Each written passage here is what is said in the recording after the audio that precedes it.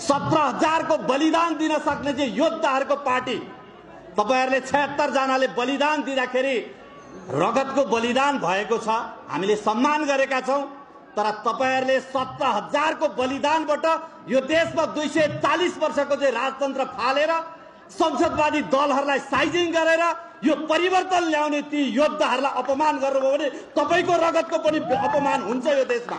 यो देशमा 2052 सालमा नै नेकपा माओवादी केन्द्रले यो संसदीय व्यवस्था भनेको खसीको टाउको राखेर कुकुरको मासु बेच्ने थलो हो र त्यो भनेका संसदमा बस्नेहरू शालीन प्रकृतिका एउटा शोषण गर्ने व्यक्तिहरूको केन्द्रीकरण हुन्छ भन्ने कुरा हामीले महसुस गरेर जनयुद्ध गरिएको।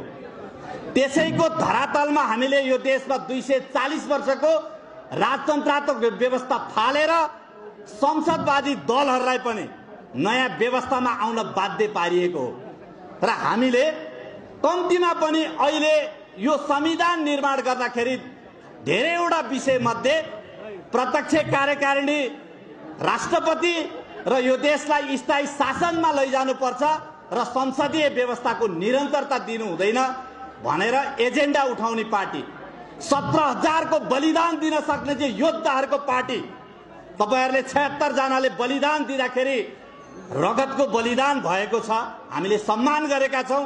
तर तपाईहरुले 17,000 को बलिदानबाट यो देशमा 240 वर्षको चाहिँ राजतन्त्र फालेर संसदवादी दलहरूलाई साइजिङ गरेर यो परिवर्तन ल्याउने ती योद्धाहरूलाई अपमान गर्नुभयो भने तपाईको रगतको पनि अपमान हुन्छ यो देशमा।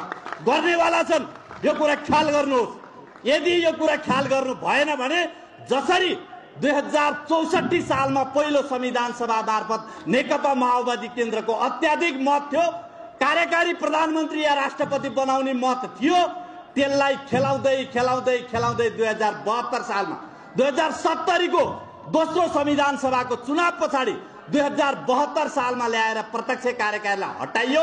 तपाईहरुलाई त्यसैगरी खेलाउँदै खेलाउँदै खेलाउँदै खेलाउँदै तपाईको मुद्दालाई यही ल्याउनेवाला छन्। तपाई भोलि तपाईको नाम पनि झोलेमा दर्ज हुनेवाला छ, तपाईलाई पनि यो देशको झोले हो भनेर अर्को 5 वर्षपछि स्थापित गर्नेवाला छन्। त्यसकारण तपाई सबै पार्टी एउटै हो, सबै नेता एउटै होस् भन्न छान्नुहोस्।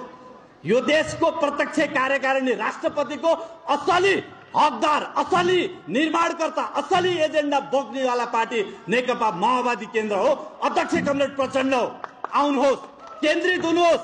यो देशमा तपाईहरुले गरेको यो क्रान्ति हामीले मानेका छौं, नेकपा माओवादी केन्द्रले मानेका छन्। गुण्डुमा बसेर महेश बस्नेत र केपी ओलीले तपाईलाई गाली गरिराखेका छन्, तपाईको के पनि होइन भनेर चाहिँ उडाइराखेका छन्। हामी यो क्रान्तिलाई क्रान्ति मानिराखेका छौं। यद्यपि हाम्रो यो पार्टी कार्यालय जलेको छ र पनि हामीले यसलाई रेभुलेसन मानेका छौं। एउटै हो, उस्तै हो, एउटै पार्टी हो।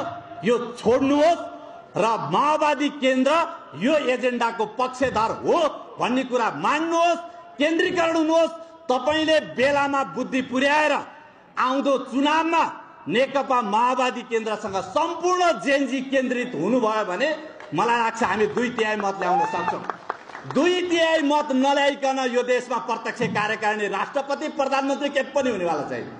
तपाईले नयाँ पार्टी खोलेर 2-4 जना जम्मा गरेर 10 सिट ल्याउनु होला, तपाईले यो संविधान के पनि बदल्न सक्नुहुन्न, के पनि हुनेवाला छैन।